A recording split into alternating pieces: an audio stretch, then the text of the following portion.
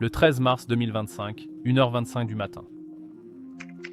L'ingénieur en structure Roberto Mancuso était en train de documenter les dégâts aux fondations d'un complexe d'appartements à Bagnoli, quand des ondes sismiques d'une magnitude de 4,4 ont violemment secoué le bâtiment. Ce qu'il a enregistré, ce n'était pas la destruction causée par un tremblement de terre. Il s'agissait plutôt d'une défaillance d'ingénierie à une échelle véritablement systématique. Les poutres de support se sont tordues et ont cédé précisément le long des points de contrainte qui avaient été calculés. Les murs porteurs ont commencé à présenter des fractures selon des motifs géométriques très précis, et les systèmes de plafond se sont effondrés avec une précision chirurgicale, telle qu'elle ne correspondait à aucune catastrophe naturelle qu'il ait jamais vue. En quelques heures seulement, des ordres d'évacuation ont été émis pour des dizaines de bâtiments à travers Naples, tous présentant des signatures structurelles ou des signes de compromission absolument identiques. Les équipes d'évaluation d'urgence ont mis en évidence des relevés d'accélération qui excédaient les normes de conception pour les bâtiments résidentiels, avec des forces au sol atteignant de 0,6 à 1 G dans les zones habitées. Les constructions à travers la caldeira n'étaient pas seulement endommagées par l'activité sismique, elles étaient systématiquement mises à l'épreuve bien au-delà de leur capacité structurelle prévue. Une analyse structurelle avancée a révélé l'ampleur terrifiante avec laquelle les Campi Flegrei ont transformé Naples en une véritable expérience d'ingénierie à l'échelle urbaine, exerçant une pression progressive par le biais de 18 500 séismes sur une période de 3 ans. Chaque secousse tellurique, chaque cycle thermique, chaque événement de déformation du sol pousse inexorablement l'infrastructure métropolitaine vers une défaillance catastrophique et généralisée. Le supervolcan calibre avec précision les forces exactes nécessaires pour compromettre la fondation structurelle d'une ville entière. Les recherches du Dr Iovino confirment ce que les équipes d'évacuation documentent. Des magnitudes sismiques de référence allant de 4,4 à 5,1 représentent les seuils de défaillance structurelle pour les bâtiments non conçus pour supporter des charges sismiques d'origine volcanique. Les événements de mars ont prouvé quelque chose de pire. Les champs flégréens sont capables de générer ces forces de manière systématique, à plusieurs reprises, avec une intensité toujours plus grande. Lorsqu'un supervolcan commence à provoquer la défaillance progressive et généralisée des infrastructures métropolitaines, qu'advient-il des bâtiments résidentiels conçus pour des séismes normaux, mais qui se retrouvent soumis à des tests de destruction de niveau volcanique? Combien de structures peuvent résister aux puissantes forces géologiques qui s'intensifient à chaque impulsion sismique? Pour bien saisir l'ampleur de la dévastation qui se déploie actuellement à Naples, nous devons examiner la longue histoire des champs flégréens qui ont instrumentalisé les forces géologiques contre les établissements humains. Ce champ de bataille volcanique met à l'épreuve les limites structurelles de la civilisation depuis plus de 5 siècles. En 1538, l'éruption volcanique du Monte Nuovo a complètement anéanti des cités et des sanctuaires romains, provoquant une déformation du sol d'une violence inouïe et réduisant les pierres antiques en des débris totalement méconnaissables. Mais ce fut la destruction lente et progressive, durant la crise bradysismique de 1969 à 1972, qui révéla le potentiel des champs flégréens pour le sabotage d'infrastructures. En l'espace de seulement 3 petites années, le sol, qui semblait si stable sous la ville de Puzzol, s'est soulevé de plus de 6 pieds, entraînant la déformation des fondations, la fissuration des murs et forçant des évacuations massives de la population, car de très nombreux bâtiments étaient devenus complètement inhabitables.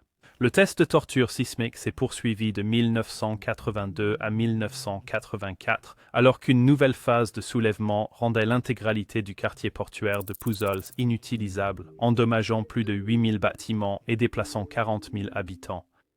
Campi Flegrei avait découvert une nouvelle arme, le pouvoir de saper l'ingénierie humaine à l'échelle de toute une ville par une pression géologique lente et progressive. Et maintenant, cette méthodologie destructrice est entrée dans une nouvelle phase terrifiante.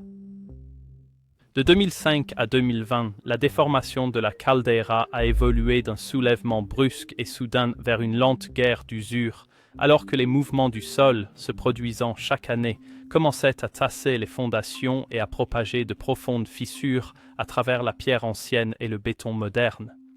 Puis, de 2020, 2021 à 2024, l'activité sismique s'est intensifiée, se transformant en un véritable assaut contre l'infrastructure. Les rapports d'évaluation structurelle documentent plus de 18 500 tremblements de terre en seulement 3 ans, chaque secousse appliquant une contrainte calculée au point faible clé du cadre urbain. Le 20 mai 2024, un tremblement de terre d'une magnitude de 4,4 a provoqué des évacuations dans plusieurs écoles et même au sein d'une prison, car les structures des bâtiments avaient dépassé leur capacité de résistance sismique. Cependant, ce fut l'événement du 13 mars 2025 qui a véritablement mis en lumière l'ampleur réelle de l'ingénierie de combat urbain des Campi Flegrei.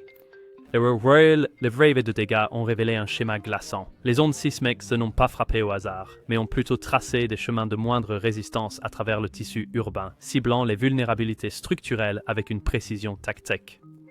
L'équipe de recherche du Dr Iovino de l'Université de Naples, Federico II, a confirmé que des magnitudes sismiques de référence comprises entre 4,4 et 5,1 représentent des seuils de défaillance structurelle pour les bâtiments non conçus pour des charges sismiques d'origine volcanique et que les valeurs d'accélération actuelles dépassent les spécifications de conception. Campi Flegrei apprend systématiquement à démanteler une zone métropolitaine majeure en identifiant et en exploitant les forces précises auxquelles l'ingénierie moderne ne peut résister. Ce n'est pas une destruction naturelle, c'est une démolition calculée à l'échelle volcanique.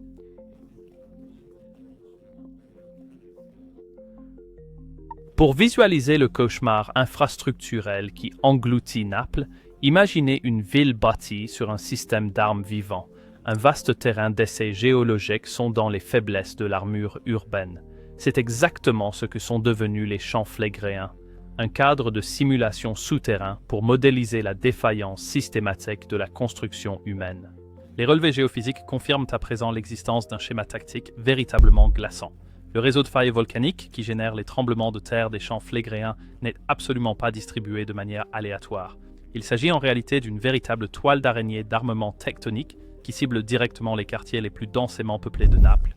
Le traçage des accélérations du sol révèle un calcul effrayant de destruction en pleine action. Ce ne sont pas des énergies sismiques qui rayonnent de façon symétrique depuis l'épicentre. Ce sont des ondes d'une précision quasi chirurgicale, interférant de manière constructive le long de trajectoires, qui concentrent une force maximale sur les structures à forte occupation humaine, les hôpitaux, les écoles, les complexes d'appartements, ces véritables tendons architecturaux qui tissent une veile pour en faire un ensemble fonctionnel. C'est un système de tir sismique, un véritable tireur d'élite qui opère avec une efficacité redoutable et une précision absolument impitoyable. Et cette précision militaire, déjà d'une redoutable efficacité, se trouve encore amplifiée par un second bombardement d'origine géologique totalement indétectable et invisible à l'œil humain. Le réseau hydrothermal des Campi Flegrei n'est pas seulement un risque d'explosion de vapeur en gestation, c'est un véritable agent d'infiltration structurelle. Les analyses thermiques révèlent désormais une expansion systématique de la plomberie souterraine de la caldeira, acheminant une chaleur intensément militarisée vers des cibles d'infrastructures absolument critiques. Le quartier portuaire de Puzzol, en rapide déformation, repose sur l'anomalie thermique la plus intense, où une déformation cyclique causée par les pulsations d'une chambre de vapeur fissure le béton et tord l'acier avec la ténacité invisible d'une presse mécanique. Cette attaque furtive hydrothermale exploite une vulnérabilité critique dans l'ingénierie humaine. Nos codes du bâtiment ne sont pas conçus pour le cyclage thermique à l'échelle volcanique. Chaque impulsion de vapeur, chaque phénomène d'expansion et de contraction à micro-échelle, des dalles de béton et des faisceaux d'armature, est une blessure supplémentaire à l'intégrité structurelle sur laquelle repose toute notre infrastructure. Cette attrition cumulative s'accélère désormais plus vite que l'intervention humaine ne peut suivre. Les rapports de dégâts qui nous parviennent de tout Naples pointent tous vers le même cercle vicieux mortel, soumettant le paysage urbain. La déformation du sol fait pencher les fondations de manière infime. Ces désalignements millimétriques concentrent l'énergie du prochain tremblement de terre sur les joints porteurs et les poutres de soutien déjà soumis à des contraintes thermiques. Les chocs sismiques fissurent la maçonnerie, déforment les dalles de plancher et désaxent les bâtiments de leur alignement vertical. Le chauffage hydrothermal vient ensuite s'infiltrer dans ces profondes blessures, exploitant la roche déjà fissurée et l'acier sursollicité pour préparer la prochaine cible à une élimination sismique. Chaque cycle de cette presse de torture géologique pousse la métropole entière plus près d'un point de basculement catastrophique. La réalité mathématique est d'une simplicité brutale. Naples n'a pas été construite pour résister à une caldeira militarisée, sondant son réseau d'infrastructures à la recherche de points de défaillance systématiques. Les codes de construction de la ville sont conçus pour une résistance sismique face à des tremblements de terre uniques et concentrés. Ils n'ont aucune disposition pour les forces géologiques distribuées qui exercent des tests de contraintes soutenus sur chaque école, chaque immeuble d'appartement, chaque sous-station électrique. Quand le socle même, sous la métropole, devient un combattant actif, la guerre est irrémédiablement perdue avant même que la première sirène d'évacuation ne retentisse. et les données structurelles qui affluent de toute la caldeira sont un flux en direct de cette défaite en cours. Les rapports d'inspection municipaux révèlent un schéma glaçant. Des murs porteurs développent des fissures non pas de manière aléatoire, mais en des toiles géométriques qui retracent la transmission des contraintes sismiques avec une précision mathématique. Les passerelles piétonnes se déforment le long de leurs joints, non pas sous l'effet de secousses sismiques instantanées, mais en raison de la déformation progressive de leurs ancrages sous-jacents.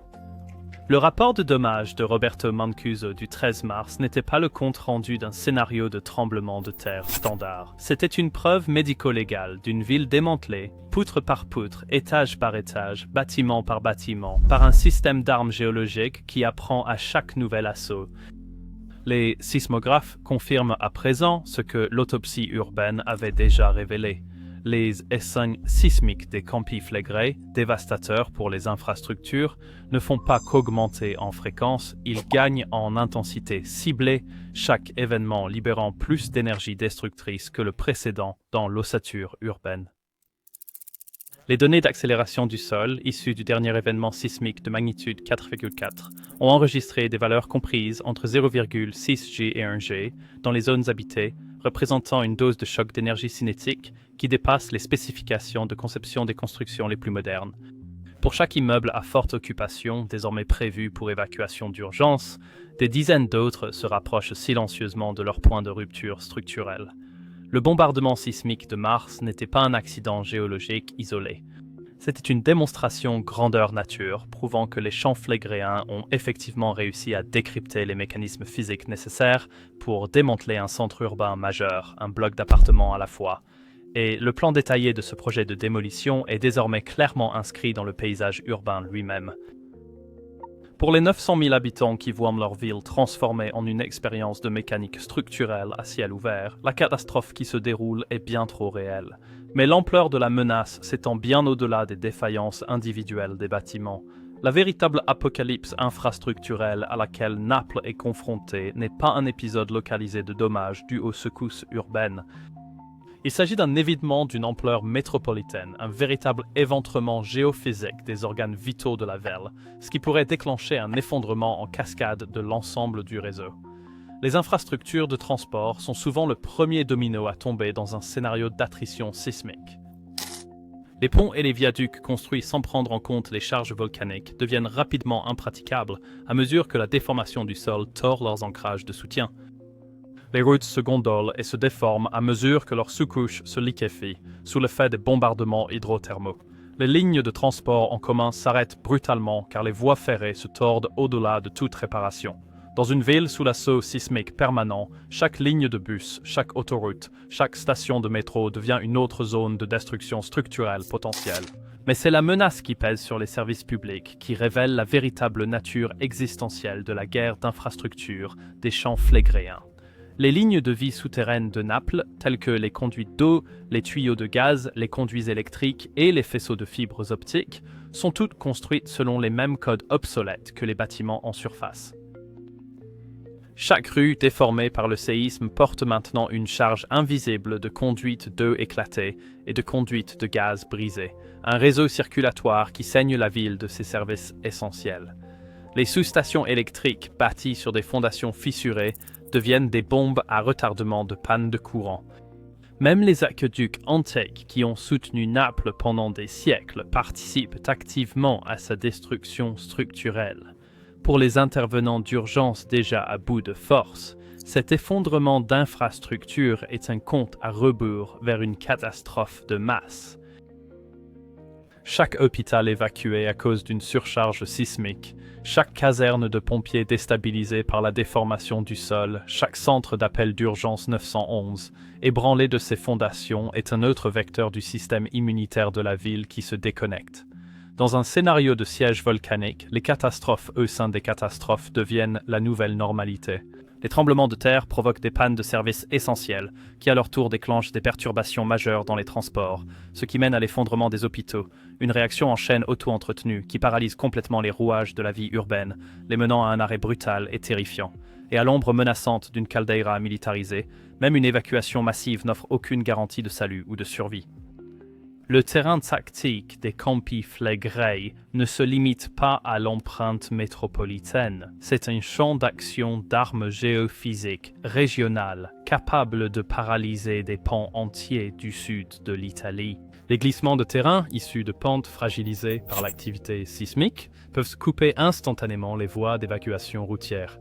Les ruptures de ponts peuvent isoler des milliers de réfugiés des convois de ravitaillement et de l'aide médicale. Même le légendaire réseau ferroviaire italien, ce réseau circulatoire essentiel qui a uni le pays pendant des générations, se retrouve désormais en otage, étiré et menacé par les équipes de démolition sonique des Campi Flegrei.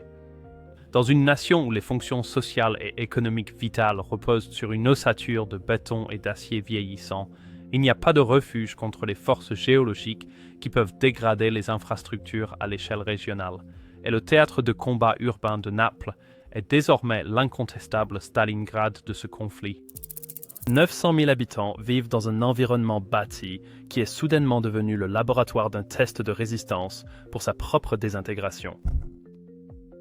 Des siècles de patrimoine architectural sont en train de s'effondrer sous l'effet d'un sabotage sismique délibéré.